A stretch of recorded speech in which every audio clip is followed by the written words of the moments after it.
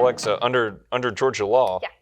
could a human child sign an affidavit of election? Well, it would depend on how old they were. So, yes, human children can sign affidavits of election to live with a parent.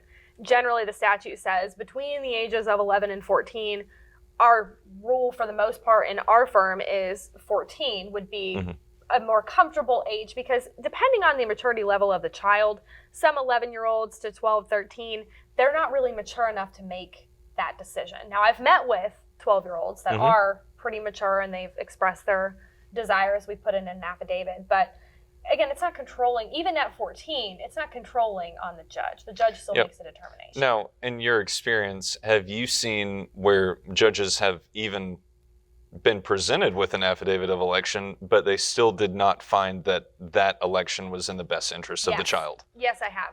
So people forget that there is still the inquiry of what is in the best interest of the child. So the judge doesn't have to do whatever the child wants. So when parents are telling their children, well, when you turn 14, you get to pick, and that'll automatically happen, they're not exactly telling them the whole truth most of the time because they don't understand that part, you know?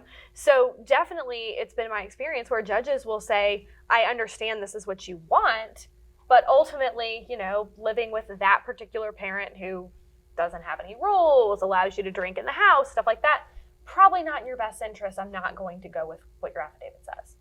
Okay. Have you had that experience? Yeah, ultimately what it comes down to is the judge is going to do what they find to be in the best interest of the child and what they think is the most appropriate setting for the child. I still think Zach and Zoe would sign to live with me. Just saying. I think you would coerce them. I know.